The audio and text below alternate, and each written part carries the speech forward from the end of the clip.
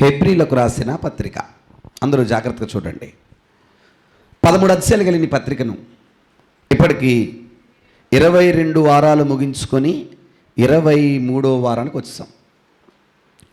11 అధ్యాయాలు ముగించుకొని 12 అధ్యాయానికి వచ్చేసాం. గట్టిగా మాట్లాడుకుంటే ఇంకొక అధ్యాయం ఉందంతే. ఎన్నో అధ్యాయం అది? 13 అధ్యాయం. దేవుని కృపను బట్టి హెబ్రీ పత్రిక కూడా తెలిసిపోయింది మీకు. ఏమండి, చక్కగా ఎన్ని పత్రికలు, ఎన్ని గ్రంథాలు అన్నీ నేర్చుకుంటున్నారు. నేర్చుకొని ఏం చేస్తున్నాం? పుస్తకంలో రాస్తున్నాం. తర్వాత ఇంకేం చేస్తున్నాం? పుస్తకం ఎక్కడో పాడేస్తున్నాం. అంతేనా కదా? కానీ గుర్తుంచుకోండి, బైబిల్లో అన్నీ గుర్తుంటాయి అని అన్నగాని ఖచ్చితంగా మనం నేర్చుకున్న కాన్సెప్ట్ మాత్రం మనం మర్చిపోకూడదు. ఏ ఉద్దేశాన్ని బట్టి ఏ గ్రంథం నేర్చుకుంటున్నామో అది మన మనసుల్లో కనీసం ఉన్నా ఎప్పుడో ఒకప్పుడు ఈ పుస్తకం మనకు ఉపయోగపడే అవకాశం ఉంటుంది. నా మాట అర్థందా లేదా? అంతేగాని ఏదో నామకార్థంగా విని, నామకార్థంగా కూర్చొని, నామకార్థంగా నేర్చుకోవడం వల్ల దీనివల్ల ఉపయోగం ఏమీ లేదు. సో మహాదేవుని కృపలో 13 అధ్యాయాలు కలిగిన ఈ పత్రికను 22 వారాలు ముగించుకుని 23వ వారానికి వచ్చాం. ఇప్పటి వరకు చాలా చక్కటి విషయాలు మనం చూసుకుంటూ వచ్చాం.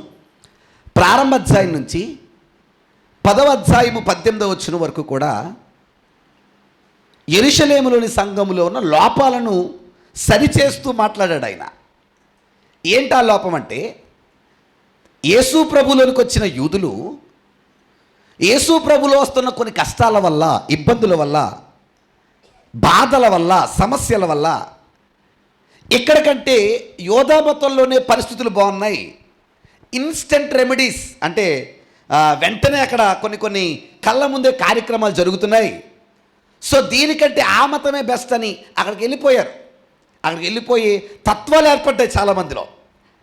ఇది గమనించిన సేవకుడు వీళ్ళని ఎలాగైనా బలపరచాలని చెప్పి ఈ లోపాలన్నీ జరగడానికి కారణం ఏంటంటే, ఫస్ట్ ఆఫ్ ఆల్ వీళ్ళకి యేసు ప్రభు అంటే ఏంటో అర్థం కాలేదు అని యేసు ప్రభు అంటే ఏంటో వివరించుకుంటూ వచ్చాడు ప్రారంభం నుంచి.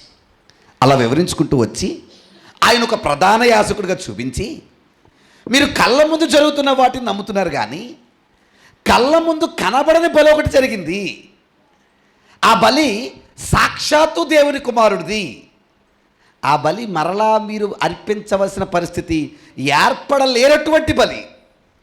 ఎందుకు ఆ బలి అంటే, ఆ బలి వల్లే మీకు తెర లోపలికి ప్రవేశం ఉంది. ఏ లోపలికి? ఒకసారి ఆలోచన చేయండి అన్నాడు వాళ్ళని. ఎన్నో బలులు ఇస్తున్నారు కదా, ఏ బలైనా మిమ్మల్ని తెర లోపల తీసుకెళ్ళిందా? తీసుకెళ్లే పరిస్థితి లేదు. మీరు తెర బయటే ఉన్నారు. గల కారణం ఏంటంటే, ఏ బలి మీ మనసులను పరిశుద్ధపరచలేదు. అయితే మీ మనసులను పవిత్రపరిచే బలి ఉంది. ఆ బలి దేవుని కుమారుడైన యేసు ప్రభువారిది.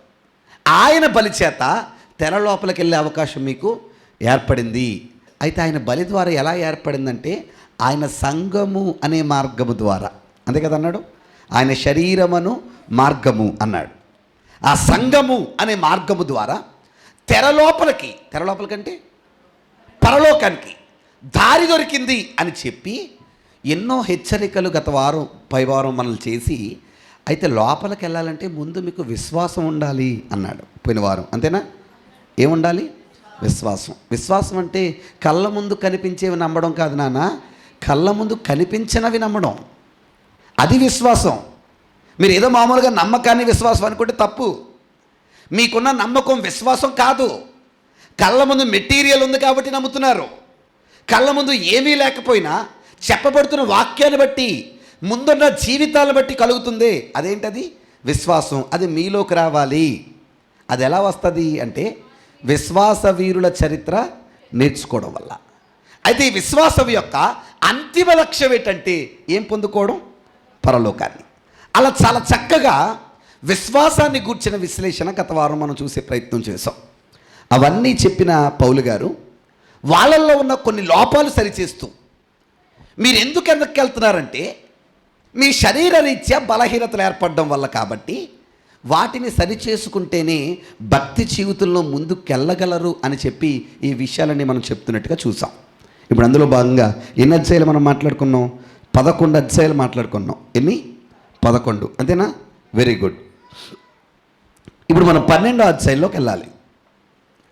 రాసుకుందాం. 23వ వారం. ఎన్నో భాగం ఇది? 18వ భాగం. 23వ వారం 18వ భాగం 12వ అధ్యాయం 18వ భాగం కింద 12వ అధ్యాయం మొదటి వచనం నుండి 12వ అధ్యాయం 29వ వచనం వరకు రాసేసుకుందాం. మొదటి వచనం నుండి 29 వరకు, అంటే అధ్యాయం అంతా. వీలైనంత వరకు నేను అధ్యాయం అంతా చెప్పేస్తాను. మీకు ఇంకా కన్ఫ్యూజ్ కింద, అంటే ఏమాత్రం తికమ కింద ఉండకుండా ఉండాలంటే దాన్ని మీరు మరలా 2 భాగాలు చేసుకునే ప్రయత్నం చేయండి. 12వ అధ్యాయం మొదటి వచనం నుండి 12వ అధ్యాయం 13వ వచనం వరకు ఒక భాగం. 12వ అధ్యాయం మొదటి వచనం నుండి 12వ అధ్యాయం 13వ వచనం వరకు ఒక భాగం. 12వ అధ్యాయం 14వ వచనం నుండి 29వ వచనం వరకు మరొక భాగం. అంటే మీకు అర్థం కావడానికి నేను ఇచ్చాను తప్ప 2 భాగాలు అయితే నేను మాట్లాడలేదు ఈరోజు. ఒక భాగమే, అదంతా కలిపి ఒక భాగమే. ఓకేనండి, వెరీ గుడ్. ఎన్నో భాగంలో ఉన్నాం? 18వ భాగం. ఎన్నో అధ్యాయం? 12వ అధ్యాయం 1 నుండి 29. దీని టైటిల్ రాద్దాం. శ్రమలలో ఓర్పు డాష్ పరలోక గెలుపు అని రాయండి. శ్రమలలో ఓర్పు డాష్ పరలోక గెలుపు అంటే అర్థం ఏంటి? శ్రమల్లో ఏం కలిగి ఉండాలి? వెరీ గుడ్, ఓర్పు కలిగి ఉండాలి. అలా కలిగి ఉంటేనే ఏం గెలుచుకోగలం? పరలోకాన్ని. టైటిల్ మీకు అర్థమైంది అనుకుంటున్నాను నేను. ఓకేనా? అయితే మీరు 2 భాగాల కింద చేశారు కదా, ఆ 2 భాగాలకు కూడా సపరేట్ టైటిల్ రాసుకుంటే చెప్తాను నేను. మొదటి భాగానికి అంటే 12:1 నుంచి 13 వరకు ఉన్న భాగానికి శ్రమలలో ఓర్పు అని రాయండి. శ్రమలలో ఓర్పు అని రాయండి. 14 నుంచి 29 భాగానికి దేవుని శ్రమను తిరస్కరిస్తే అని ప్రశ్న పెట్టండి. అంతే, శ్రమను తిరస్కరిస్తే అని ప్రశ్న పెట్టండి. ఇప్పుడు నేను 2 భాగాలు కలిపి మాట్లాడుతున్నా. ఓకేనండి, వెరీ గుడ్. హెబ్రీ పత్రిక 12వ అధ్యాయం 23వ వారం 18వ భాగం 1 నుంచి 29 వచనాలు. ఓకే, టైటిల్ ఏంటి? శ్రమలలో ఓర్పు పరలోక గెలుపు. ఓకేనా? అందరూ బాగా వినండి. ఈరోజు నేను మాట్లాడే ఈ భాగం మీ అందరికీ అర్థమయ్యే భాషలోనే ఉంటుంది. సో మీరు జాగ్రత్తగా అర్థం చేసుకుంటే, అమ్మ వినాలి, జాగ్రత్తగా అర్థం చేసుకుంటే చాలా బలాన్ని ఇస్తుంది ఈ అధ్యాయం మనకి. అదేవాడు అన్నాడు కదా, Boost is the secret of అన్నాడు కదా. మీకు బూస్ట్ తాగితే బలం వస్తుందో నాకు తెలియదు, కానీ మళ్ళీ చెప్తున్నాను, మనస్ఫూర్తిగా హెబ్రీ పత్రిక 12వ అధ్యాయం కనుక మీరు చదివారా తిరుగులేని బలం వస్తుంది. అర్థమైందా? Very good. బలం కావాలా వద్దా చింతపల్లిరావు గారు? Very good. కాబట్టి కావాలి అనుకున్న వాళ్ళు ఏమాత్రం మాట్లాడకుండా అటు ఇటు చూడకుండా గోల్ చేయకుండా ఈ అధ్యాయంలోకి మనం వెళ్దామా? వెరీ గుడ్, స్టార్ట్ చేద్దాం. హెబ్రీ పత్రిక 12వ అధ్యాయం మొదటి వచనం నుంచి. ఇంత గొప్ప సాక్షి సమూహము మేఘము వలె మనలను ఆవరించి ఉంది. ఆగండి, ఏ సమూహం అంట? సాక్షి సమూహం. ఏటా సాక్షి సమూహం? Very good. ముందధ్యాయంలో చెప్పబడ్డ విశ్వాసుల వీరులు, ఆ విశ్వాస వీరుల చరిత్రలన్నీ కలిపి అంటున్నాడు అదొక సాక్షి సమూహం అన్నాడు. అంటే అర్థం ఏంటంటే అందులో కనబడే విశ్వాసులంతా ఎవరు? సాక్ష్యాలు. వినాలి, ఏంటి? Very good. దేనికి సాక్ష్యాలు అమ్మా? ఈ పదం మీకు బాగా తెలియాలి. దేనికి సాక్ష్యాలు? వెరీ గుడ్, అందరికి వందనాలండి. వందనాలు చెప్పండి. సాక్ష్యాలు అన్న పదాన్ని ఈ రోజుల్లో కూడా వింటున్నాం మనం. అది ఈ రోజుల్లో చెప్పబడుతున్న సాక్ష్యాలు, ఇక్కడ చెప్పబడుతున్న సాక్ష్యాలు ఒకటి కాదు. ఈ రోజుల్లో చెప్పబడుతున్న సాక్ష్యాలు 1, 2 చెప్పండి మీరు ఎవరన్నా సరదాగా. ఆ?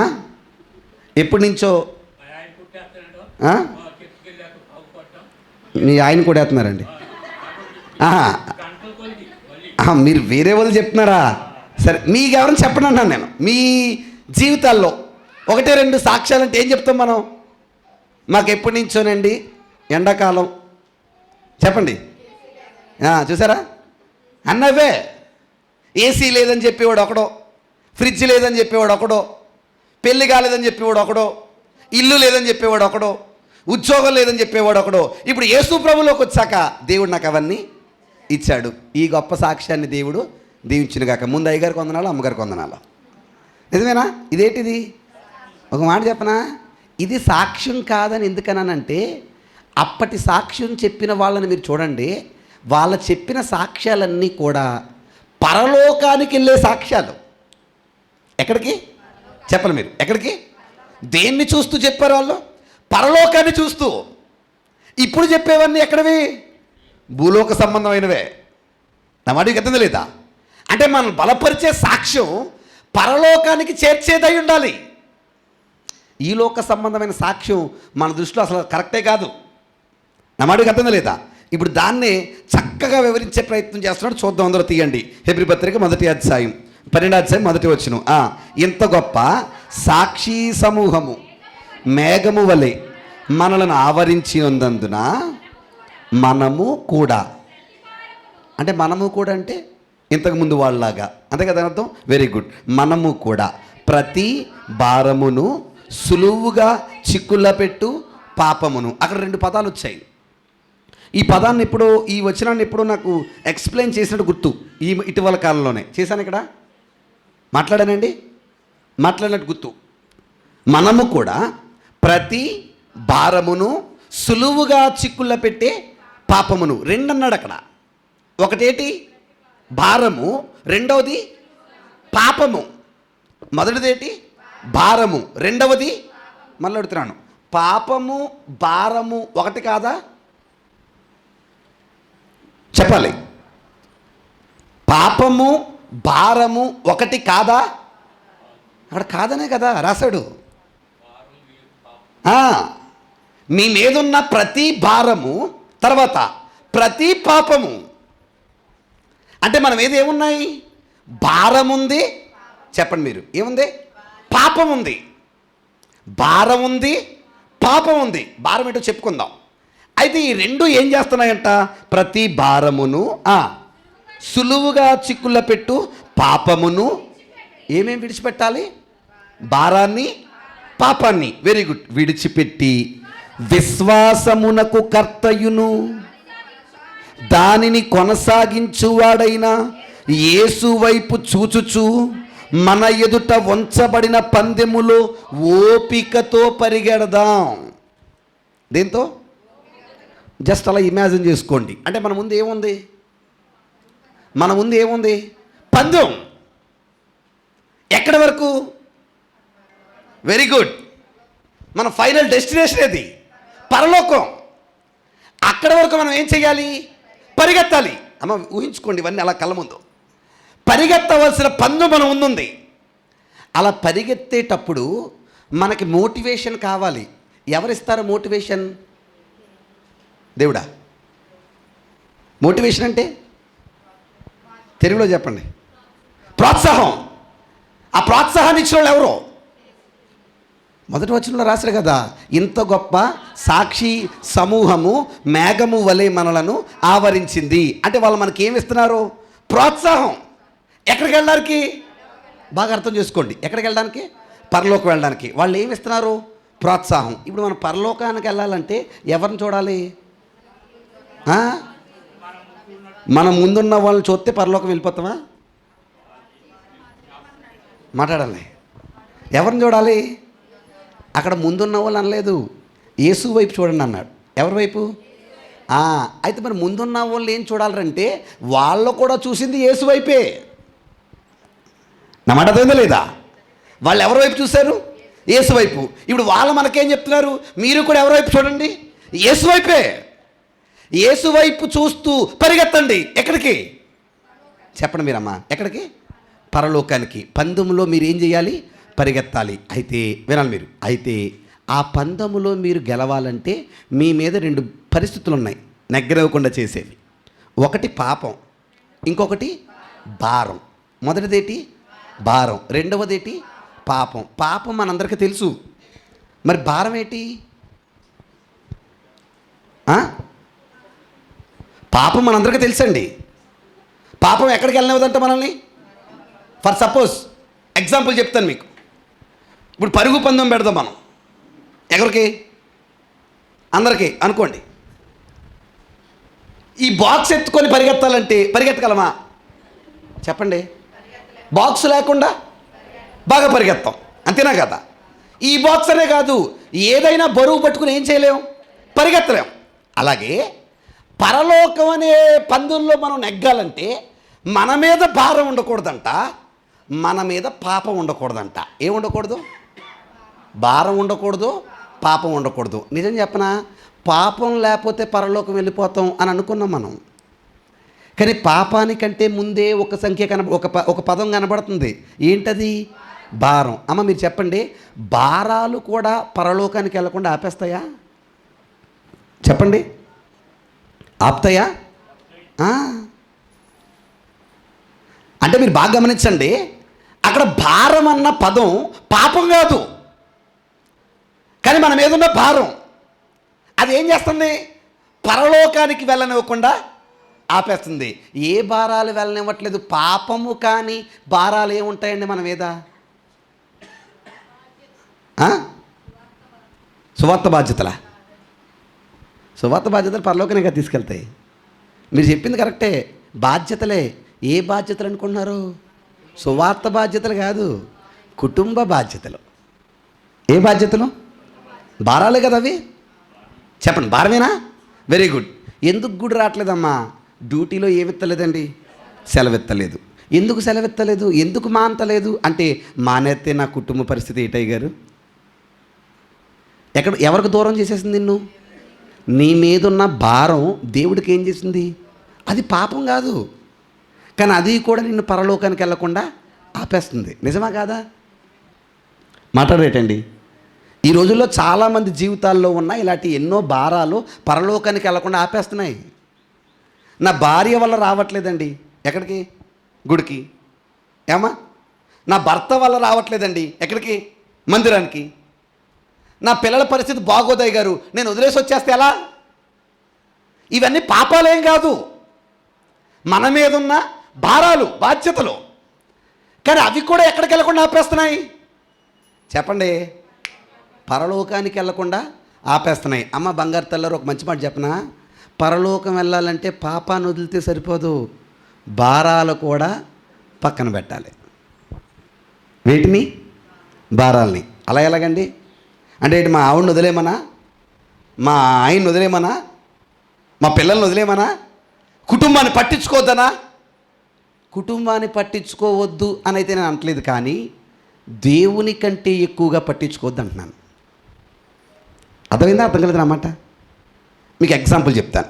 ఆల్రెడీ ఈ మాట నేను ఎక్కడో చెప్పినట్టు గుర్తు, మీ దగ్గర అనుకొని నేను బేగ వెళ్ళిపోదాం అనుకున్నా. ఒక ఎగ్జాంపుల్ చెప్తాను. మోషే ఉన్నాడు. ఎవరైనా? మోషేని ఎంతో అల్లారు ముద్దుగా పెంచుకుందే ఫరో కూతురు. ఎవరు? ఫరో కుమార్తె.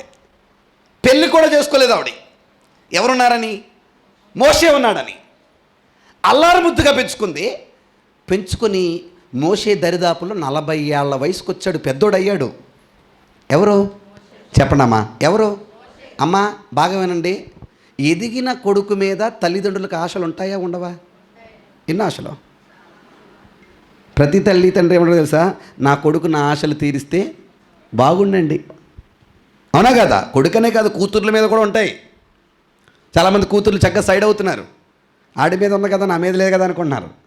ఈ రోజుల్లో కొడుకైనా ఒకటే, కూతురైనా ఒకటే. ఆస్తి టైంలో వస్తున్నారు సమానమే కదా అని, బాధ్యతల్లో రావట్లేదు. కానీ గుర్తుంచుకోండి, ఈ రోజుల్లో ఎవరైనా ఒకటే. ఖచ్చితంగా వాళ్ళ మీద తల్లిదండ్రులకు ఏముంటాయి? ఆశలు ఉంటాయి. విషయతోటి చెప్పనా? అలాగే మోషే తల్లి అంటే ఫరో కుమార్తెకు కూడా ఒక ఆశ ఉందంట. ఏమనో తెలుసా? నా తండ్రి తర్వాత నా కొడుకైన మోషే రాజు అవ్వాలి. చెప్పండి మీరు, దేనికి? ఐగుప్తు దేశానికి నా కొడుకు ఏమవ్వాలి? రాజు అవ్వాలి. ఆశ, ఎవరాశ? తల్లాశ. ఈలోపు ఒక పిలుపు వచ్చింది మోషేకి. అబ్బాయి, ఇదిగో నా జనాంగం ఇశ్రాయేలీలు, వీళ్ళందరినీ నువ్వు కనాను దేశానికి నడిపించాలి. అందులో ముళ్ళుంటాయి, దారిలో గొడవలుంటాయి, బాధలుంటాయి, కష్టాలుంటాయి. అవన్నీ నువ్వు తట్టుకొని వీళ్ళు ఏం చేయాలి? నడిపించాలి. ఓ పక్కనేమో ఎవరి పని? దేవుడి పని. ఓ పక్కనేమో ఎవరి పని? తల్లి పని. అదేం పాపం కాదు. రాజుగా చేయడం పాపమా? చెప్పండి. రాజుగా చేయడం పాపమా? పాపం కాదు. కానీ మోషే మీద ఉన్న భారం. ఎవరి మీద ఉన్న భారం? ఇప్పుడు మీరు చెప్పండి, రాజు అవ్వాల్సిన మోషే రాజు అయ్యాడా? రాజు అవ్వనని చెప్పి దేవుడి పనిలోకి వచ్చాడా? చెప్పండి. నేను రాజుగా ఉండను అని చెప్పి ఎవరి పనికి వచ్చాడు? అంటే అర్థం చేసుకోండి, ఖచ్చితంగా తల్లి ఏం పడి ఉంటుంది? బాధపడి ఉంటుంది. నా కొడుకు రాజు అవుతాడు అనుకున్నాను, కానీ ఏం కాలేకపోయాడు, రాజు కాలేడు, ఇప్పుడు ఆ ప్రజలని పడి తిరుగుతున్నాడు అన్న బాధ పెంచిన తల్లిలో ఉంటుందంటారా ఉండదంటారా? ఖచ్చితంగా, ఖచ్చితంగా. కానీ గుర్తుంచుకోండి, తనపై ఉన్న భారాన్ని పక్కను పెట్టగలిగాడు కాబట్టి ఎవరు పని చేశాడు? ఈరోజు మనమైనా అంతే. భారాలు మీద పెట్టుకుని ఆయన పని చేయాలంటే చేయలేం. అదేదా లేదా? అన్నాడు కదా, నువ్వు నీ కూడా ఏం బరువు పట్టుకెళ్ళకు, మామూలుగా నీ సంచి, తర్వాత ఓ కర్ర పట్టుకుని వెళ్ళిపో. ఎక్కడికి? వాక్యం చెప్పడానికి. ఎందుకని? నువ్వు అన్నీ విడిచి వెళ్ళినప్పుడే నా పని సులువుగా చేయగలవు. అంతేగాని నా కుటుంబం, నా గొడవ, నా బాధ్యత, నా భారం ఇవన్నీ అనుకున్నామంటే మనం పరలోకమైతే వెళ్ళడం ఇంపాసిబుల్. ఎందుకో చెప్పనా? పాపము కంటే భారం మరీ దారుణంగా ఆపేస్తుంది మనల్ని ఆయన పని చేయకుండా. కొన్ని భారాలు మనల్ని కట్టేస్తాయి, బందీ చేసేస్తాయి. అవన్నీ సైతం పక్కన పెట్టి రాగలిగినప్పుడే చేయగలం. ఎవరి పని? దేవుడి పని. అంటే గుర్తుంచుకోండి, పాపమే కాదు, మన పందుల్లో ఏది కూడా పక్కన పెట్టాలి? భారాన్ని కూడా. దీన్ని భారాన్ని. Very good. ఎలా పెట్టాలంట? చదువుదాం చూడండి, 12వ అధ్యాయం 8వ వచనం. మనము కూడా ప్రతి భారమును సులువుగా చిక్కుల పెట్టు పాపమును. పాపం ఏం పెడుతుందంట? సులువుగా చిక్కులు పెడుతుందంట. ఏది? పాపం. దాన్ని విడిచిపెట్టి విశ్వాసమునకు కర్తయు దాన్ని కొనసాగించువాడైన యేసు వైపు చూచుచు మన ఎదుట ఉంచబడిన పందెములో ఓపికతో పరిగెత్తాలి. దేంతో? అంటే మస్ట్ అండ్ షుడ్గా పేషెన్స్, ఓర్పు ఉండాలి మనకి. ఈ పందెంలో పరిగెత్తాలంటే ఏముండాలి? ఓర్పు. ఓర్పు లేకపోతే పరలోకం గెలుచుకోలేమా? అసాధ్యం. ఏంటి, ఓర్పు కోల్పోయే పరిస్థితులు వస్తాయా? వినాలి మీరు. దేవుని పనిలో ఓర్పు లేని, ఓర్పు పోగొట్టుకునే పరిస్థితులు వస్తాయా? వస్తాయా అని మీరు అడిగితే ఎందుకు వస్తాయి ఈరోజు ఒక మంచి క్లారిటీ ఇస్తున్నాడు. కానీ ఈ పందుల్లో పరిగెత్తాలంటే నీకు ఓపిక ఉండాలి, ఓర్పు ఉండాలి. ఆ ఓర్పుతోనే ఏం చేయగలం? పరిగెత్తగలం. ఎందుకు ఓపిక? ఎందుకు ఓర్పు? ఆయన తన ఎదుట ఉంచబడిన ఆనందము కొరకై అవమానము నిర్లక్ష్య పెట్టి సిలువను సహించి దేవుని సింహాసనము యొక్క కుడిపార్శ్వమున ఆసీనుడయ్యాడు. ఎవరో? అంటే ఆయన ముందు కూడా ఏముంది? అవమానం ఉంది. అవి ఏం చేశాడు? పక్కన పెట్టాడు. ఎందుకోసం? ముందున్న సింహాసనం కోసం. దాన్ని చూస్తూ అవమానాన్ని పక్కన పెట్టి పరిగెత్తాడు.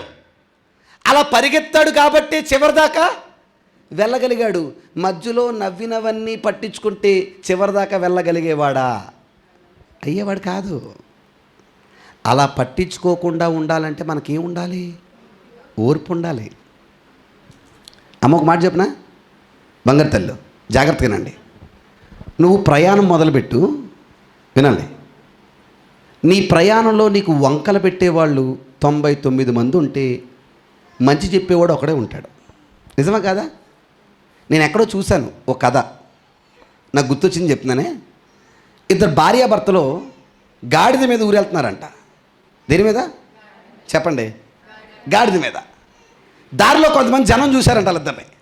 చూసి వాళ్ళే గాడిదల్లో ఉన్నారు, ఇద్దరూ ఎక్కేత గాడిద ఉంటుందా చెప్తాదా అన్నారంట.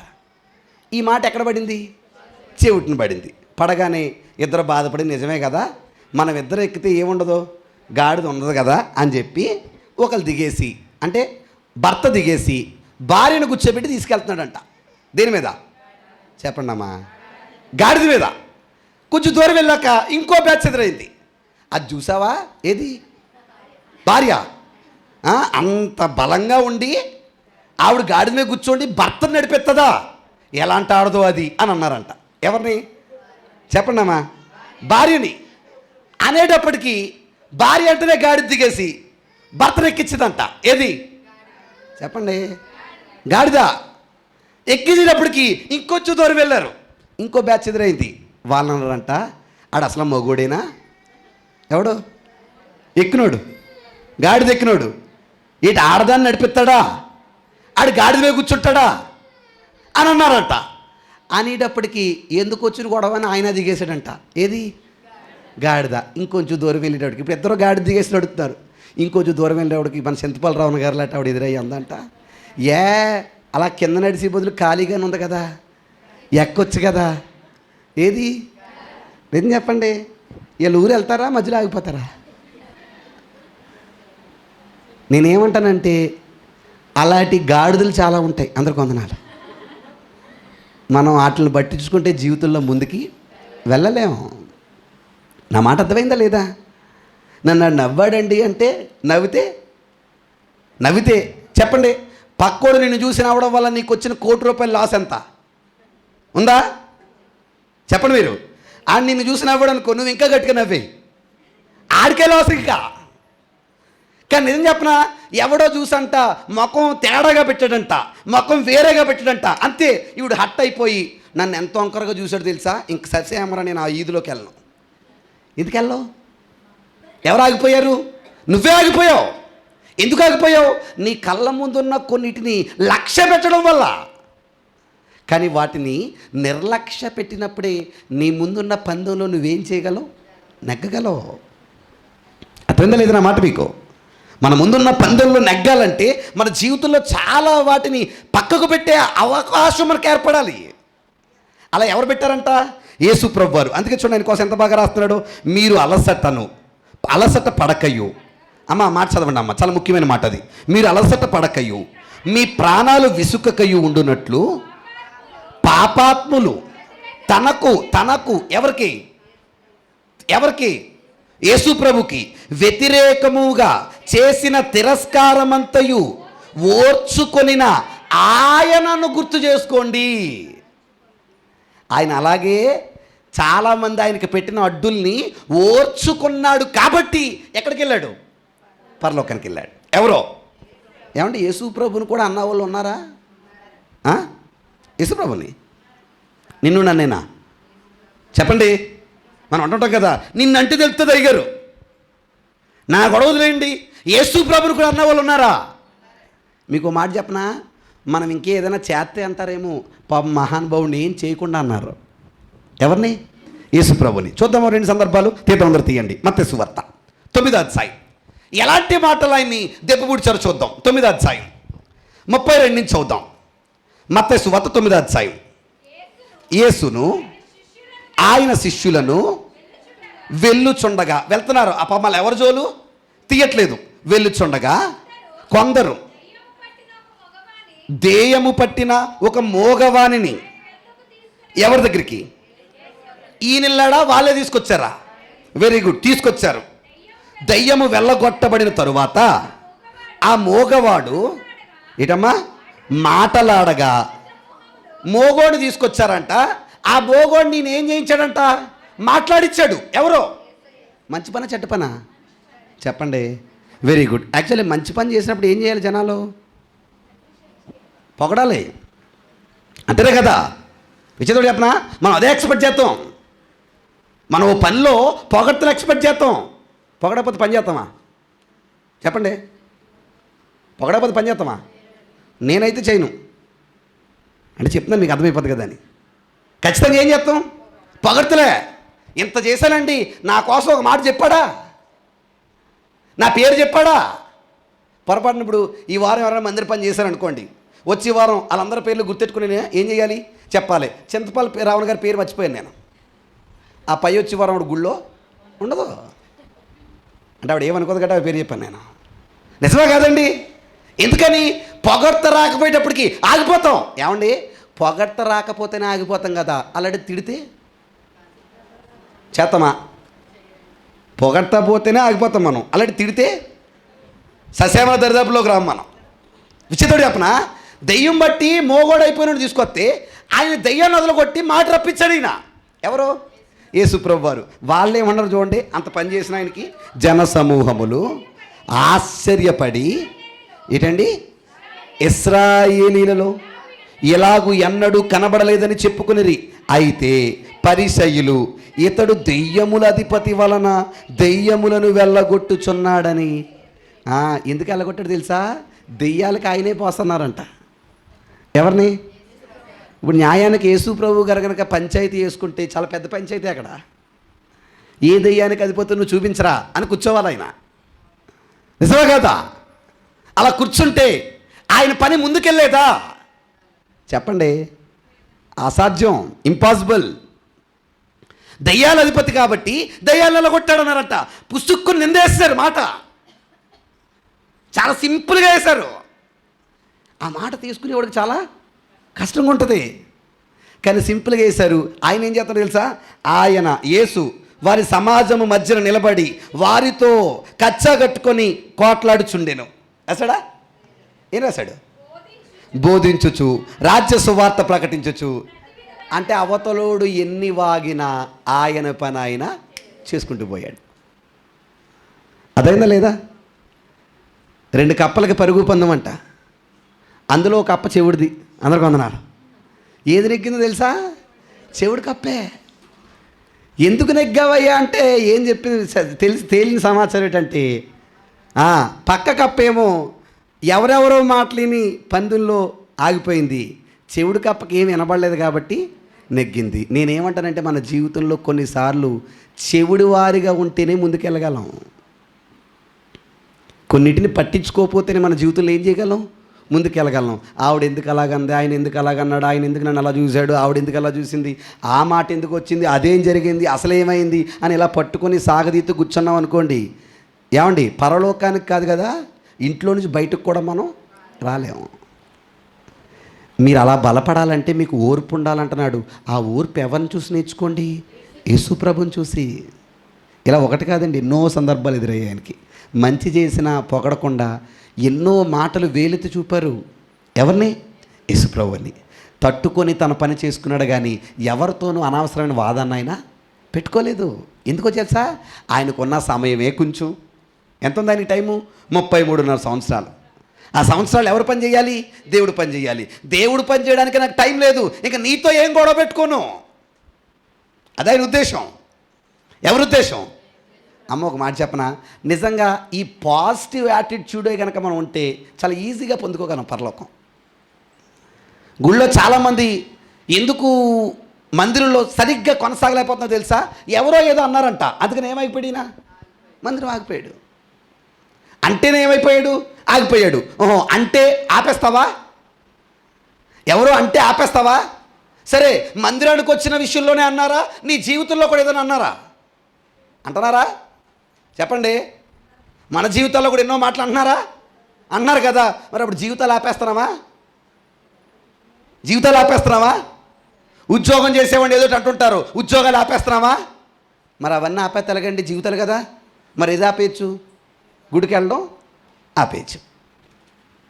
గుర్తుంచుకోండి, మనలో ఓర్పు నశించిపోవడం వల్లే చాలా సమస్యలు బయలుదేరుతున్నాయి. నా మాట అర్థమైందా లేదా? మీలో ఓర్పు రావాలి. పందెంలో ముందు కొనసాగాలంటే ఓర్పుతో మీరు కొనసాగాలి. ఆ ఓర్పు రావాలంటే మీరు ఎవరిని చూడాలి? యేసయ్యని చూడాలి. ఎందుకంటే ఆయన అలాగే ఓర్చుకొని ముందుకెళ్ళాడు. ఎవరు? యేసుప్రభు వారు. వచ్చేద్దాం చూడండి, హెబ్రీ పత్రిక ఏమంటున్నాడు ఆయన? చూద్దాం చూడండి, 12వ అధ్యాయం 3వ వచనం. మీరు అలసటయు పడకయు మీ ప్రాణములు విసుకకయు ఉండునట్లు పాపాత్ములు తనకు వ్యతిరేకముగా చేసిన తిరస్కారం అంతయు ఓర్చుకొనిన ఆయనను తలంచుకోండి. మీరు పాపముతో పోరాడుటలో రక్తము కారునంతగా దానిని మీకు వచ్చిన కష్టాలు రక్తం కార్చేంత కష్టాలు అయితే ఏమీ రాలేదు. కానీ ఎవరికి వచ్చింది ఆ కష్టం? యేసు ప్రభుకి. రక్తం కార్చేంత కష్టం వచ్చిన ఆయనే ముందుకెళ్ళాడు. మీకున్న చిన్నపాటి కష్టాలకే మీరు ఆగిపోతే ఎలాగా అని అడుగుతున్నాడు ఆయన. నిజం చెప్పండి, సమస్యలకి మన పనులు ఆపేస్తున్నామా? ఆపట్లేదండి. చిన్న ఆటంకం వచ్చిందంటే చాలు మళ్ళీ వెనకబడిపోతున్నాం. చాలామంది అండి, చిన్న మాట వచ్చిందంటే గుడి మానేయడం, చిన్న మాట వచ్చిందంటే పని మానేయడం, చిన్న మాట వచ్చిందంటే వెనకబడిపోవడం. మరలా వాళ్ళని వెళ్ళి బతిలాడుకొని నా బాబులేదే, నా బంగారు కొండేదని బొజ్జగించి తీసుకొచ్చి కూర్చోబెట్టి మరలా కూసేపు అలాగా సరిచేస్తే అప్పుడు ఎక్కడికి వస్తున్నారు? ఉడికొస్తున్నారు. ఎందుకని? అన్నా మాట బట్టి ఏం చేయమంటారు అయ్య గారు? అన్నా మాటకే నువ్వు ఆగిపోతే రక్తం కారే అంత సమస్యలు వచ్చినా ఆగలేదు ఆయన. ఎవరు? యేసు ప్రభు వారు. ఆయన ఆగుంటే ఈరోజు నీకు నాకు మోక్షం ఏదంటున్నాడు ఆయన. ఆ మాట అర్థమైందా లేదా? అంటే గుర్తుంచుకోండి, రక్తము కారేంత పోరాటం మీరు చేయట్లేదు. మరియు నా కుమారుడా, ప్రభువు చేయు శిక్షను తృణీకరించకు. ఆయన ఏం చేస్తాడో నీకు శిక్ష. ఆయన మనల్ని ఏం పెడతాడు? శిక్షణ అని రాయండి, దానికి మంచి పదం అది. శిక్ష అన్న కంటే శిక్షణ ఎవరిచ్చేది? దేవుడిచ్చేది. ఎందుకు శిక్షణ? ఆయన నిన్ను గద్దించున్నప్పుడు విసుకకుము. ప్రభువు తాను ప్రేమించు వానిని శిక్షించి తాను స్వీకరించు ప్రతి కుమారుని దండించును అని కుమారులతో సంభాషించినట్లు మీతో సంభాషించుచు ఆయనను హెచ్చరికను మరచితిరి. అంటే గుర్తుంచుకోండి, మన జీవితాల్లో కొన్ని శ్రమలు వస్తున్నాయంటే, కొన్ని శిక్షలు వస్తున్నాయంటే ఎవరు పెడుతున్నారంట? చెప్పండి అమ్మ, ఎవరు పెడుతున్నారంట? దేవుడే. ప్రేమించి పెడుతున్నాడా, కోపంతో పెడుతున్నాడా? ప్రేమించే. అమ్మా, ప్రేమిస్తే ఎవరైనా శిక్షిస్తారా? ప్రేమిస్తే శిక్షిస్తారా? చెప్పండి. ప్రేమిస్తే శిక్షిస్తారా? శిక్ష అనే పదాన్ని మనం తప్పుగా తీసుకుంటే వేరేగా అర్థం అవుతుంది. కానీ దాన్ని శిక్షణ అని తీసుకోండి. ప్రేమిస్తే శిక్షించరు, కానీ ప్రేమిస్తే శిక్షణిస్తారు. అర్థమైందా లేదన్నమాట. ఎగ్జాంపుల్, పిల్లోడికి బడికి వెళ్ళడం ఇష్టం ఉండదు. తల్లిదండ్రికి పిల్లోడు అంటే ఏముంది? ప్రేమ ఉంది. ఎక్కడ పంపుతారు? ఆడికి ఇష్టం లేకపోయినా పంపుతారా? ఏమవ్వాలని? ఆడు బాగుపడాలని. ఏమవ్వాలని? అమ్మ నా వైపు చూడలేదు చాలామంది. ఆడేమవ్వాలని? బాగుపడాలని. ఆడికి బాధగా ఉన్న బడికి పంపిస్తాం, ఆడు ఏడ్చినా బడికి పంపిస్తాం. అవునా కదండి? ఎందుక శిక్ష అంటే తన కొడుకు బాగుపడాలని. విచిత్రుడు చెప్పనా, మన జీవితాల్లో కూడా మన జీవితాలు బాగుపడడానికి కొన్ని సమయాల్లో కొన్ని రకాల శిక్షణలు మనకిస్తున్నాడు ఆయన, ఏదో రకంగా. దాని ద్వారా మనం ఇంకా ముందుకెళ్ళాలి కానీ బలహీనపడే ప్రయత్నం చేయకూడదు. ఏదో రకమైనది అవ్వచ్చు, అది ఏదో ఒక రకమైంది. అబ్రాహాముకి కొడుకు ఇవ్వలేదండి, కొడుకుని ఇవ్వలేదు. ఎన్నేళ్ళు పడ్డాడు బాబు శిక్ష? 25 ఏళ్ళు. ఎన్నేళ్ళు? 25 ఏళ్ళు. మరి ఆ బాధ ఎందుకు పెట్టాడో అబ్రాహాం అని అడగాలి మనం. కానీ 25 ఏళ్ళ బాధపడ్డాడు, కానీ తన విశ్వాసంలో వెనకడుగేసే ప్రయత్నం అబ్రాహాము చేయలేదు. ఎందుకు చేయలేదని అడుగుతూ అంటున్నాడు, నేను ఎవరి వైపు చూస్తూ ముందుకెళ్ళాను? యేసు వైపు. నా మాట అర్థమైందా లేదా? మనము కూడా మన జీవితాల్లో ఎన్ని శోధనలు వస్తున్నా వాటిని తట్టుకుని ఎక్కడికి వెళ్ళాలి? ముందుకెళ్ళాలి. శోధన వచ్చింది కదా అని ఆగితే ముందుకెళ్ళే అవకాశం లేదు. ఆ మాటలను మీకు అర్థమవుతున్నాయి అనుకుంటున్నాను నేను. ఏమండి? ఏమంటున్నాడు? శిక్ష. ప్రభువు తాను ప్రేమించు వాన్ని శిక్షించి తాను స్వీకరించు ప్రతి కుమారుని దండించును. అంటే ప్రేమించును ఏం చేస్తాడు ఆయన? శిక్షిస్తాడు. ఎవరో? దేవుడు. అని కుమారులలో సంభాషించినట్లు మీతో సంభాషించుచు ఆయనను హెచ్చరికను మరిచితిరి. శిక్షా ఫలము పొందుటకై మీరు సహించుచున్నారు. దేవుడు కుమారులుగా మిమ్మును చూచుచున్నాడు. మనల్ని ఎలా చూస్తున్నాడు ఆయన? కొడుకులుగా. అందుకని తండ్రి శిక్షింపని కుమారుడెవడు? అమ్మా చూడండి, ఆ మాటలు ఎంత బాగున్నాయో. ఎవరైనా ఉన్నాడా? అలాంటి ఉంటే బాగుపడ్డాడు. అంతేనా కదా?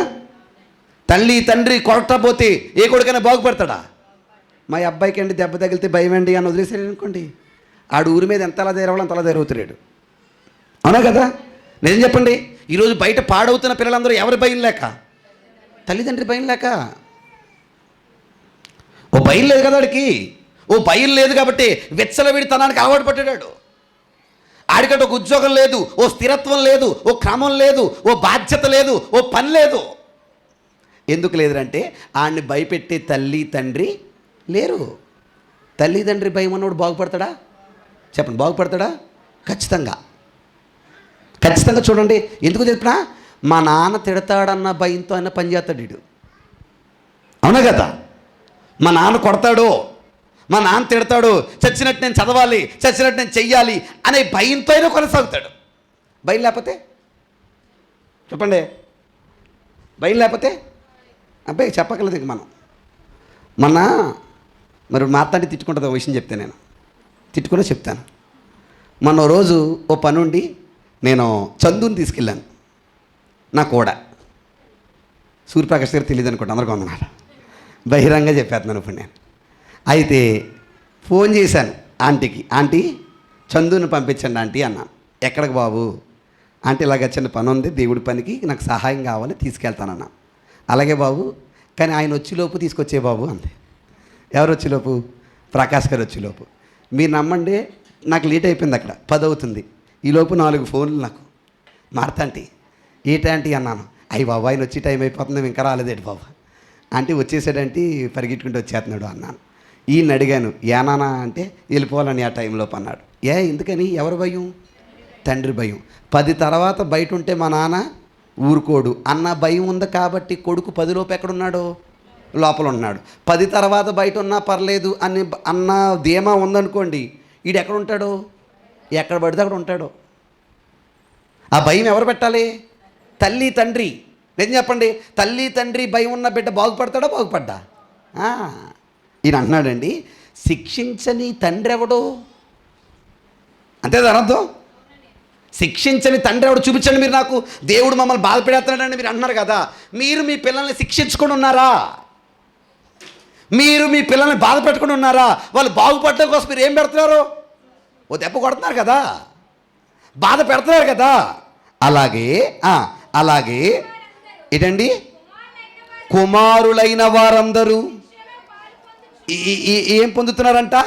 నువ్వు నిజంగా దేవుని బిడ్డవైతే ఖచ్చితంగా శ్రమలో పాలు పంచుకోవాలి. ఎందులో చెప్పండి, ఎందులో అమ్మ చెప్పండి. అంటే ఇప్పుడు మన జీవితంలో శ్రమ ఉండాలా వద్దా? మనం ప్రార్థన చేయకూడదు ప్రభువా శ్రమను తీసేయని. నా మాట అర్థమైందా లేదా? ఈరోజు మన ప్రార్థనలు అనేటి, మందిరానికి వచ్చి కూర్చొని ప్రభువా ఆ కాలు నొప్పి తీసేయి, నడుము నొప్పి తీసేయి, మనసులో నొప్పి తీసేయి. ఎవరో అన్నీ తీసేస్తే నువ్వు బాగుంటావా? చెప్పు అమ్మా, చెప్పండి. అన్ని నొప్పులు తీసేశాడు, మనకి ఏ నొప్పి లేదు, కుదురుంటామా? చెప్పండి. నిజం చెప్పనా, కొద్దో గొప్ప లొంగుతున్నామంటే కొన్ని నొప్పులు ఉండబట్టే. నా మాట అర్థందా లేదా? అన్నీ బాగుంటే జీవితాలు భూమి మీద నిలబడతాయి. మనమే వెచ్చలివిడి అయిపోము. గుర్తుంచుకోండి, మనపై పెట్టిన భారము, మనపై పెట్టిన శ్రమ మన బ్రతుకులు బాగు చేయడానికే. నీపై ఒక భారాన్ని పెట్టాడంటే నీలో ఒక నాణ్యకరమైన విధానాన్ని చూస్తున్నాడు ఆయన. అలా అనుకొని శ్రమను ఓర్చుకొని ముందుకెళ్ళాలి కానీ శ్రమ ఉంది కదా అని బెంగెట్టుకుని జీవితాన్ని మనం ఏం చేసుకోకూడదు, పాడు చేసుకోకూడదు. నిజం చెప్పండి, ఈరోజు జీవితాల్లో కష్టాలు ఉన్నప్పుడు దేవుడు నన్ను సరి చేయడానికి పెట్టాడు అనుకుంటున్నామా? దేవుడు నన్ను పాడు చేయడానికి పెట్టాడు అనుకుంటున్నామా? సరి చేయడానికి అనుకుంటున్నామా? అనుకుంటే మనం ప్రార్థన చేయమని అడగం మనం. కానీ మనం ఏమని ఫీల్ అవుతుందో తెలుసా? దేవుడు నన్ను పాడు చేయడానికే ఈ శ్రమను పెట్టాడు కాబట్టి అయ్యగారు ఎప్పుడు ఈ కష్టం పోద్దా అని ఎదురు చూస్తున్నాను. అయ్యగారు ఏ కష్టం? నీ జీవితంలో ఉన్న కష్టం పోతే మన జీవితాలే నాశనం అయిపోతాయి. నా మాట అర్థంగా లేదా? ఏమన్నాడండి? శిక్షింపని కుమారుడు ఎవడు? తన కుమారుణ్ణి కుమారుడైన వాడు శిక్షలో పాలు పొందుచున్నారు. మీరు పొందని ఎడల, అంటే శిక్ష పొందుకోకపోతే దుర్బీజులే కానీ, అంటే నాకు పుట్టలేదు అంటున్నాడు ఆయన. మీరు నా పిల్లలు కాదు.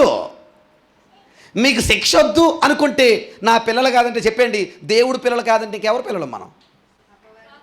అంతే కదా. ఇంకో తండ్రి ఒకడైనా ఉన్నాడు రెడీగా. ఎవడైనా అపవాది. శిక్షొద్దు అంటే శిక్షలో నేను ఉండను అంటే మనం ఆయన పిల్లలం కాదంట. అంటే అప్పుడు ఎవరు పిల్లలు అవుతామంటే అపవాదిగాడి పిల్లలం. అంటే గుర్తుంచుకోండి, శ్రమొద్దు అన్నవాడు దేవుని బిడ్డ కాదు. అన్నమాట అర్థమైందా లేదా? అంటే జీవితంలో శ్రమలు ఉండాలా? చెప్పండి అమ్మా, ఉండాలా? ఎస్, ఉండాలి. ఆయన పెట్టిన వాటిని మనం ఏం చేయాలి? తట్టుకోవాలి, ఓర్చుకోవాలి. ఓర్పుతోనే ఈ ప్రతి సమస్యను ఎదుర్కోవాలి. ఎవరిలో చెప్పండి మీరు? ఎవరిలో? దేవుల్లో.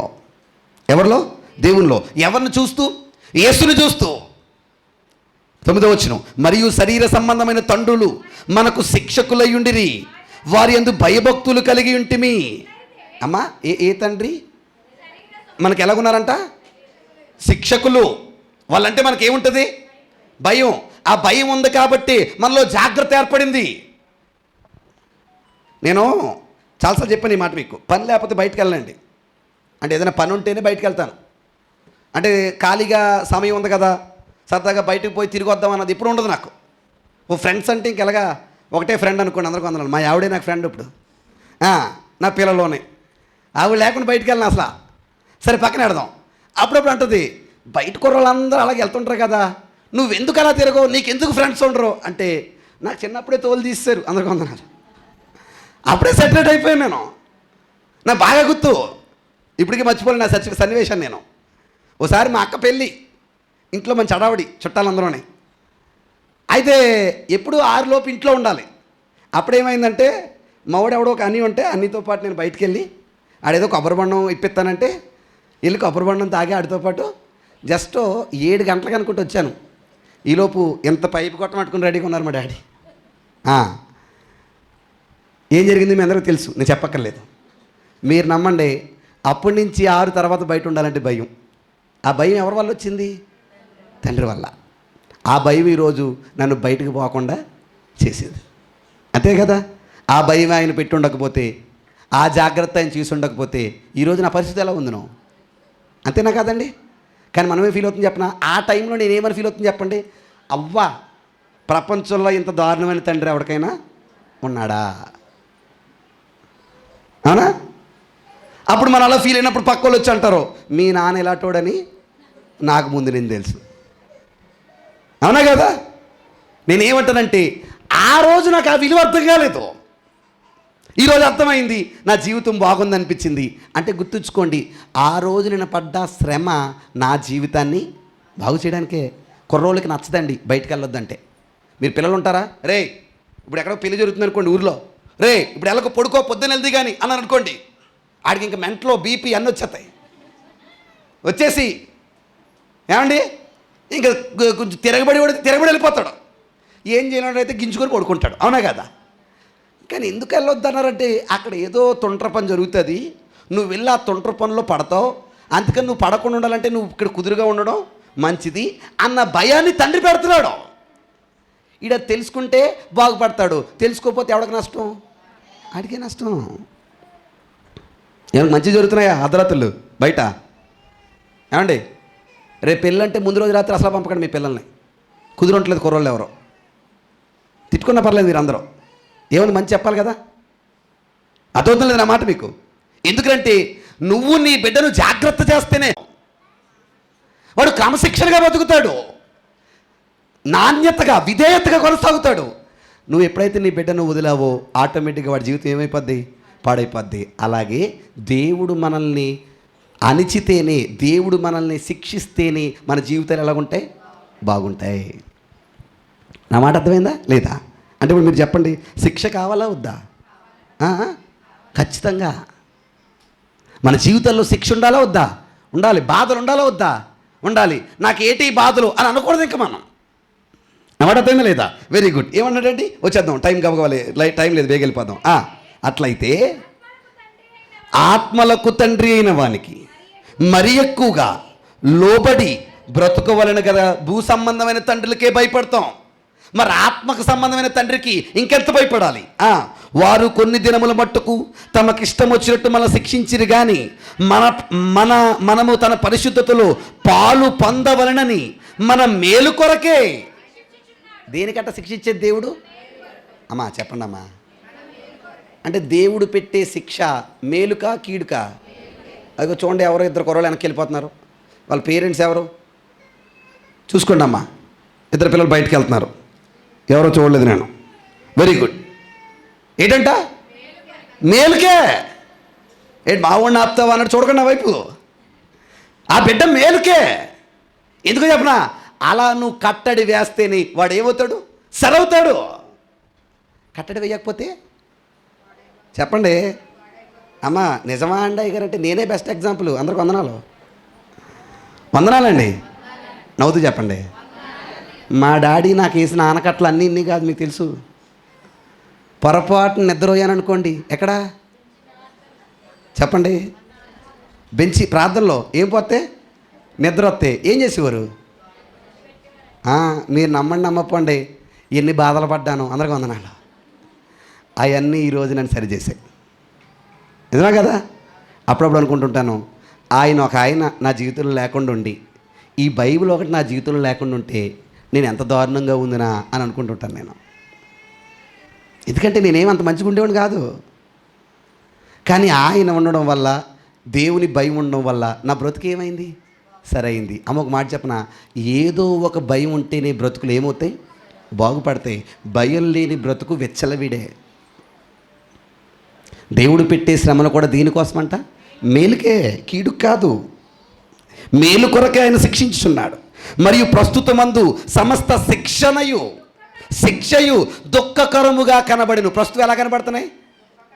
ఏటి బాధ అన్నట్టు కనబడుతున్నాయి, కానీ సంతోషకరముగా కనబడదు.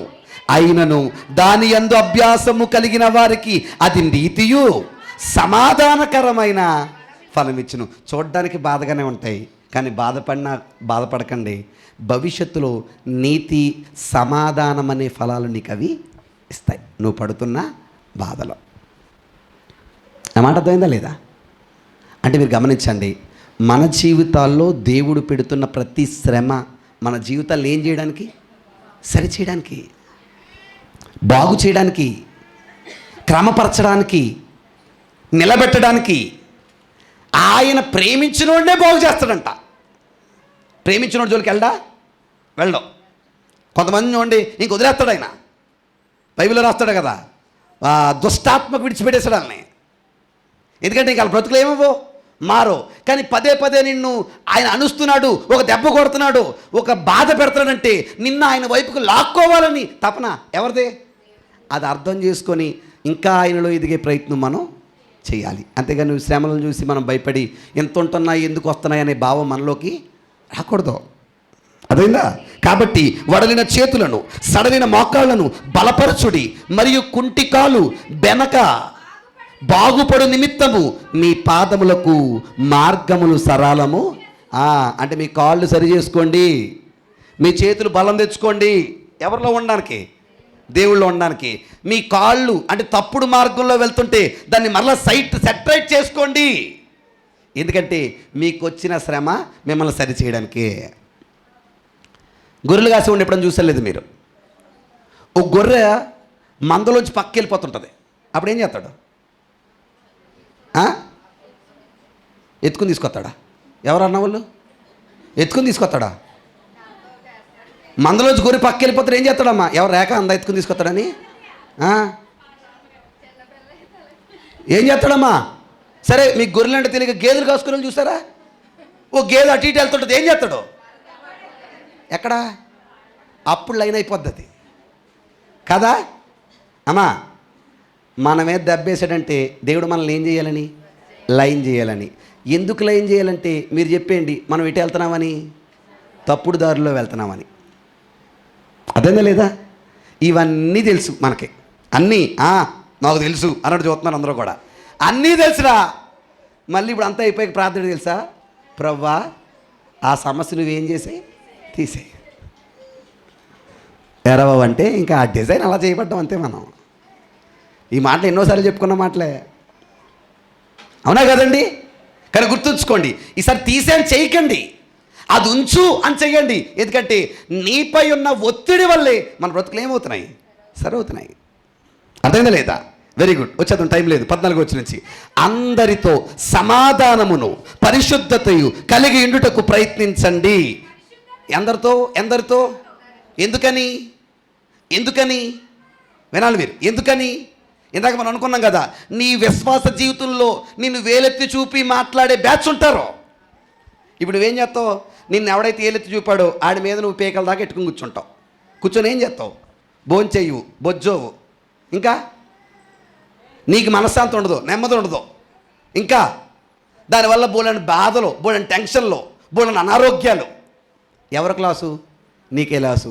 అందరితో సమాధానంగా ఉండు, అందరితో ప్రేమగా ఉండు. ఎందుకంటే ఎవడేమన్నా నువ్వు పట్టించుకోవాల్సిన అవసరం లేదు. అమ్మా, ఎవరో ఏదో అనంత మాత్రం మన జీవితాలు ఆగిపోతాయి చెప్పండి? నేను అడుగుతున్నాను.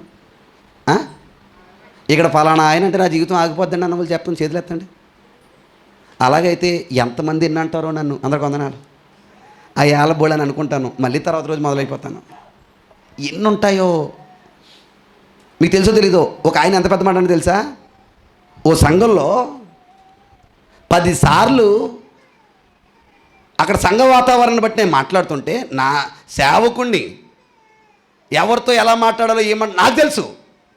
చూసి ఓడికి నచ్చినట్టు నేను మాట్లాడతానా? అంతే కదా. మాట్లాడుతుంటే అత్తమాటు స్త్రీల పేర్లు తీస్తున్నానని అన్నాడు. అక్కడ మగోళ్ళు లెక్క ఉండదండి ఆ సంఘంలో. ఎవరు లెక్క ఉండదంట అని ఎంత పెద్ద పడాడు తెలుసా? అది లంగాలో జాకెట్లు వేసుకునే సంఘం అండి.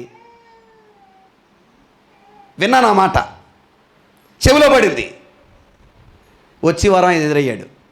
ఇప్పుడు నేను ఏం తిప్పుకోవాలి? మొఖం మార్చుకోవాలి కదా. ఏం చేస్తా తెలుసా? ప్రేమగా ఆయనకి వందనాలు చెప్పి ఆయన్ని హత్తుకొని లోపల రా అన్నాను. ఎందుకో చెప్పనా? అలాంటి వాళ్ళు ఎంతమంది ఉన్నా మనం పెద్ద రియాక్ట్ అవ్వాల్సిన అవసరం లేదు. ఎవడో ఏదో అంటే నీ పని ఎందుకు ఆపేయాలి? నువ్వెందుకు ఆగిపోవాలి? నువ్వెందుకు వెనకబడాలి? దేవుడు నీపై పెట్టిన బాధ్యత ఏంటి? నీపై పెట్టిన భారం ఏంటి? నీపై పెట్టిన గురేంటి? నీ పందెంలో నువ్వే నెక్కుతో పరిగెడితే ఎవడో అన్నాడా నేను పందాన్ని మానేశానంటే ఎవడ క్లాసు? నీకే లాసు. సో నెగ్గవలసిన బాధ్యత నీపై ఉంది. కాబట్టి ఎవరు ఎన్నన్నా జీవితంలో ఎలా వెళ్ళాలి? ముందుకెళ్ళాలి. పట్టించుకుంటే ముందుకు వెళ్ళలేమా? అస్సలా. బాగా చెప్పావు అనేవాళ్ళకంటే అలా చెప్పాడేట్రా అనేవాళ్ళు ఎక్కువ ఉంటారు. ఇవాళ బుర్రట్టుకున్నాడు రా అనేవాళ్ళు ఎక్కువ ఉంటారు. అందులో నన్నే అన్నాడు రా అనేవాళ్ళు ఎక్కువ ఉంటారు. ఏమండి, ఆ మాట నాకు నచ్చలేదురా అనేవాళ్ళు ఎక్కువ ఉంటారు. అదిగో పలానా మాట పలానా కూడా అన్నాడు రా అని స్ప్రెడ్ చేసే వాళ్ళు ఎక్కువ ఉంటారు. ఎన్నున్నా ఎంతమంది ఉన్నా చెప్పాల్సిన బాధ్యత నాపై ఉంది కాబట్టి నేనేం చేయాలి? చెప్పాలి. ఇవన్నీ మాట్లాడి పట్టించుకుంటే నేను ఇంకేం చెప్పలేను, ప్రసంగాలు చేయలేను. అర్థం లేదా? అలా ప్రతి పనిలో కూడా మనపై పెట్టిన గురిని చూసుకుంటూ ముందుకు పోవాలి. కానీ చుట్టూ ఉన్న వాతావరణాన్ని పట్టించుకుంటే జీవితాలు ముందుకి వెళ్ళలేవు. అందుకన్నాడు అందరితో సమాధానంగా ఉండండి, పరిశుద్ధత కలిగి ఉండుటకు ప్రయత్నించండి. ఎందుకంటే పరిశుద్ధత లేకుండా ఎవడు ప్రభువుని చూడ్డు. పరిశుద్ధతగా ఉండడం అంటే లోకానికి దూరంగా ఉండడం. దేనికి దూరంగా? లోకానికి దూరంగా ఉంటేనే పరిశుద్ధులం. పరిశుద్ధులుగా ఉంటేనే నచ్చుతాం. ఎవరికి? ప్రభుకి. Very good. ఈ మాట పట్టుకోండి. మీలో ఎవడైనాను దేవుని కృపను పొందకుండా తప్పిపోవునేమో అనియో చేదైన వేరేదైనా మొలిచి కలవరపరుచుట వలన అనేకుల అపవిత్రులై పోదురేమో అనియు. అమ్మ బాగానండి మీరు. ఒక పూట కూటి కొరకు, పొట్ట కొరకు, జ్యేష్ఠత్వ హక్కును ఎవరిచ్చారు? ఆ హక్కు ఎవరిచ్చారు? ఆయనకి ఆ హక్కు దేవుడిచ్చాడు. కానీ ఆయనకి ఏమేసింది? ఆకలేసింది. నిజంగా నాకు అనిపించిందండి. అమ్మ వినాలి, ఆ రోజే పొట్టను కట్టుకుని ఉండుంటే ఈరోజు యాకోబు ప్లేస్లో ఎవరు ఉండేవారు తెలుసా? యాషావు కదా? నిజమా కదండి? పొట్టను కట్టుకొని ఉండుంటే యాకోబు ప్లేసులో యాషా ఉండేవాడు. అన్ని గోత్రాలకు యేసు ప్రభులోంచి రావడానికి మూల పురుషుడిగా నిలిచేవాడు. అంత గొప్ప స్థాయి ఎలా పోగొట్టుకున్నాడంటే ఒక ముద్ద భోజనం కోసం,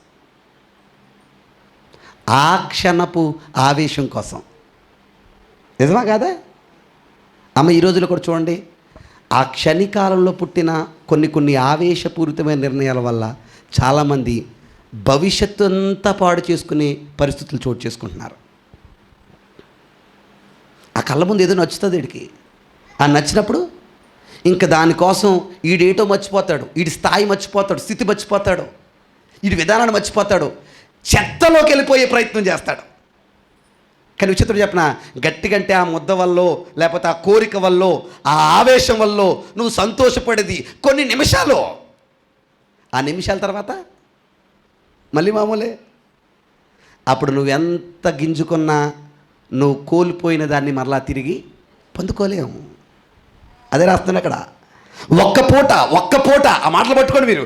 ఒక్క పూట పోనీ ఒక రోజా, ఎన్ని రోజులు వచ్చింది సంతోషం ఆయనకి? ఒక్క పూట కూటి కొరకు తన జ్యేష్ఠత్వపు హక్కును అమ్మివేసిన యాషావు వంటి భ్రష్టుడైనను వ్యభిచారి అయినను ఉండునేమో అని జాగ్రత్తగా ఆ ఒక్క పూట శ్రమ తట్టుకుంటుంటే ఎంత స్థితిలో ఉందుడో యాషావు. తట్టుకోలేకపోయాడు, వ్యభిచారిగా భ్రష్టుడిగా మిగిలిపోయాడు. తర్వాత ట్రై చేశాడంట యాషావు. ఆ తరువాత ఆశీర్వాదము పొందకోరి కన్నీళ్లు విడిచిన దానికోసరము శ్రద్ధగా వెతికినను మారు మనసు పొందని అవకాశము దొరకగా విసర్జింపబడినని మీరు.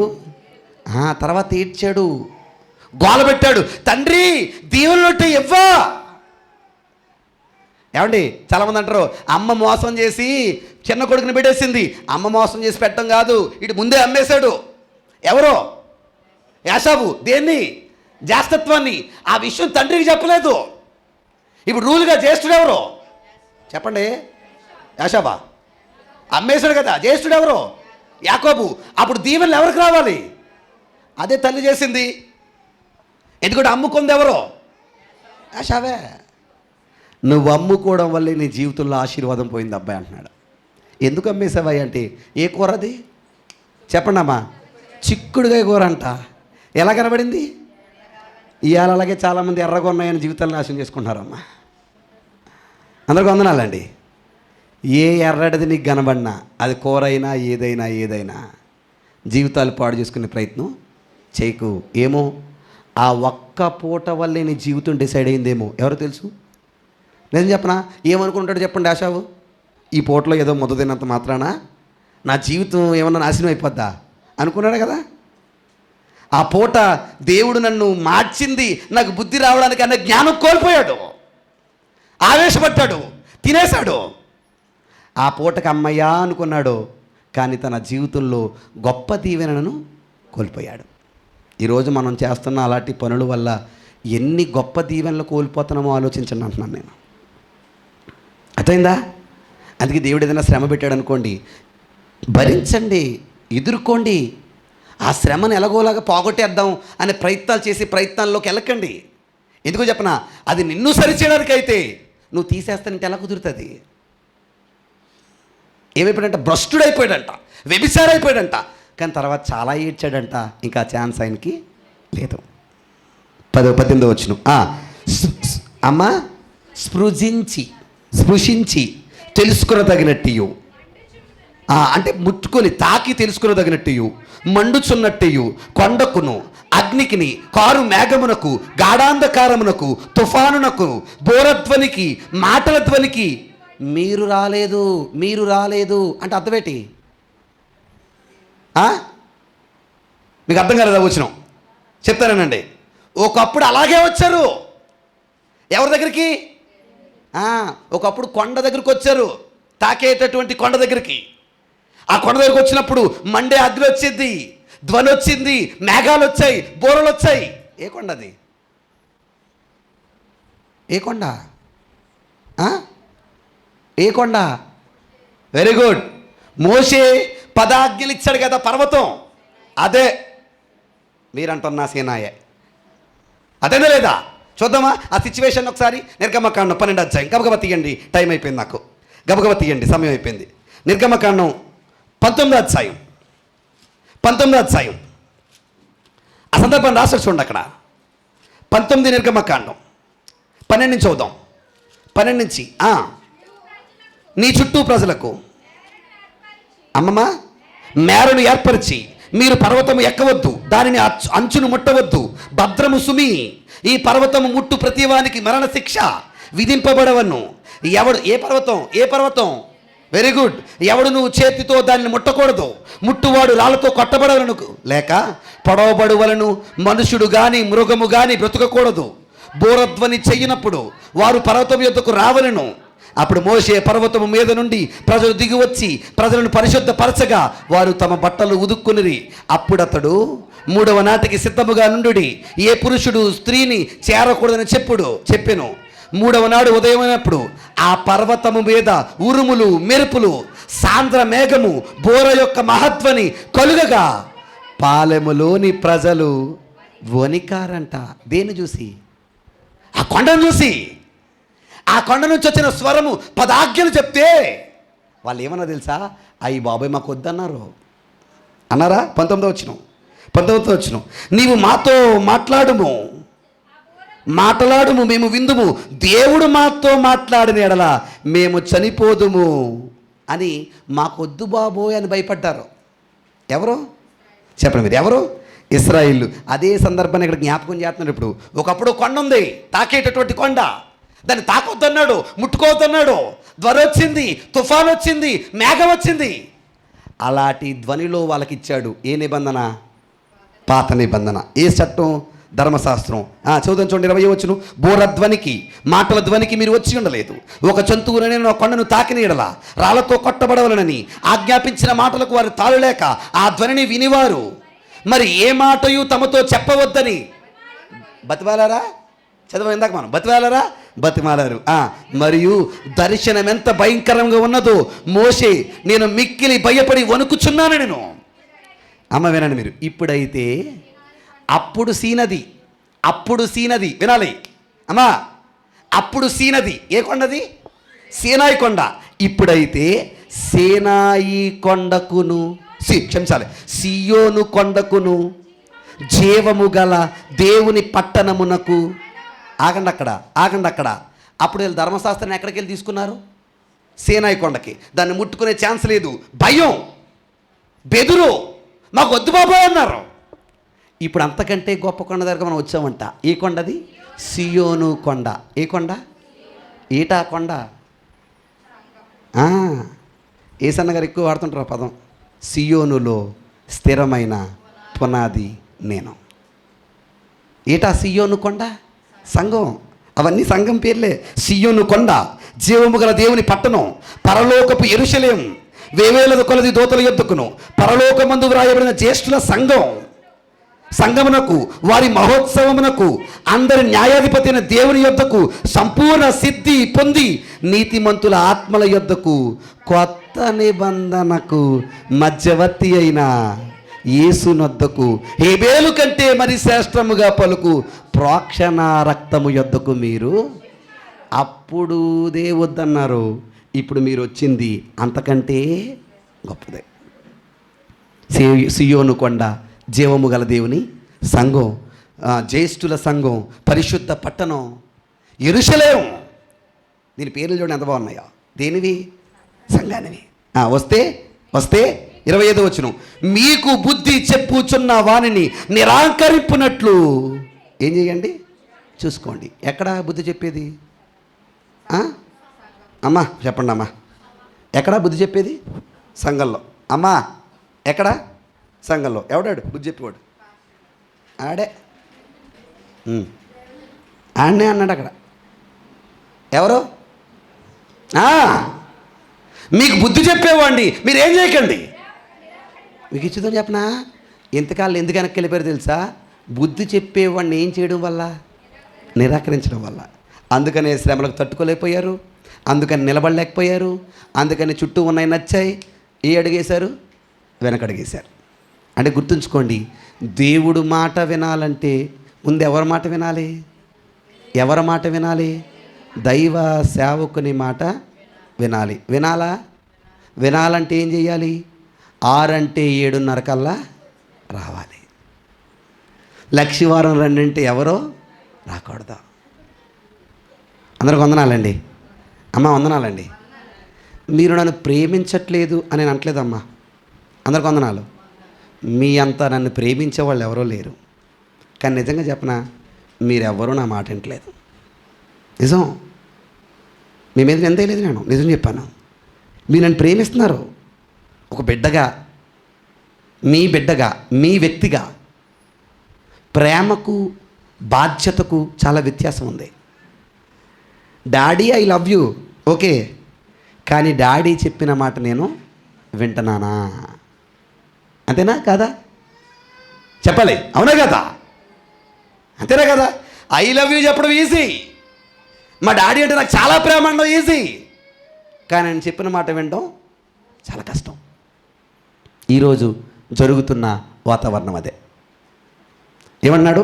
మీకు బుద్ధి చెప్పుచున్న వారి మాటలు మీరు నిరాకరించకండి, ఎందుకంటే వారు భూమి మీద నుండి బుద్ధి చెప్పిన వారిని నిరాకరించినప్పుడు తప్పించుకొనకపోయిన ఎడల, తప్పించుకుంటారంటలేదు, భూమి మీద బుద్ధి చెప్పిన వాళ్ళు కూడా నిరాకరిస్తే ఏం చెయ్యం, ఏమవ్వం, తప్పించుకోలేం. 13 అధ్యాయులు ఇస్తాడు ఎక్స్ప్లెనేషన్ దీనికి. వాళ్ళు మీరు బాధ పెట్టకండి అంటాడు. అంటే వాక్యం చెప్పేవాడిని తృణీకరిస్తే మనం ఏం చేయలేం, తప్పించుకోలేం. ఒకవేళ భూమి మీద ఉన్నవాడిని మనం తప్పించుకోలేం కదా. అయితే పరలోకము నుండి బుద్ధి చెప్పుచున్న వారిని విసర్జించి మనము తప్పించుకొనకపోవుట. ఒకవేళ ఎక్కడా తప్పించుకోలేము, ఇంకా ఆయన దగ్గర నుంచి అసలా తప్పించుకోలే. ఎవరి దగ్గర నుంచి? దేవుని దగ్గర నుంచి. మరి ఏం చేస్తున్నావు అని అడుగుతున్నాడు ఆయన.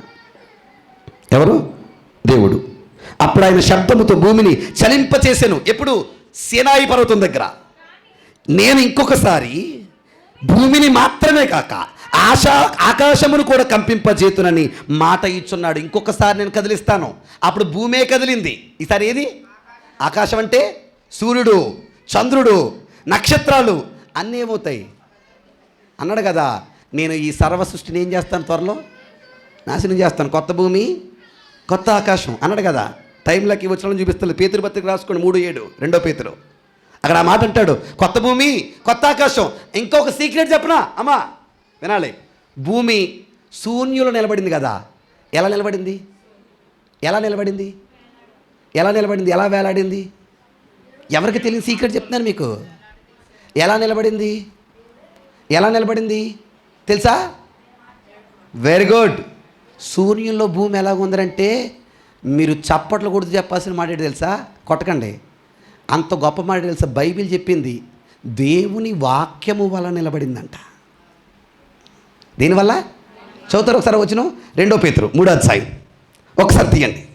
2 పేతురు 3వ అధ్యాయం గబగబా, టైం లేదు మనకి. 7వ వచనం. అయితే ఇప్పుడున్న ఆకాశము భూమియు భక్తిహీనుల తీర్పును నాశనము జరుగు దినము వరకు అగ్ని కొరకు నిలువ చేయబడినవై అదే వాక్యము వలన భద్రము చేయబడి ఉన్నవి. దేనివల్ల? సూర్యుడు గాల్లో దేనివల్ల ఉన్నాడో? దేనివల్ల ఉన్నాడో? ఆయన వాక్యం వల్ల. భూమి గాల్లో దేనివల్ల ఉంది? ఆయన వాక్యం వల్ల.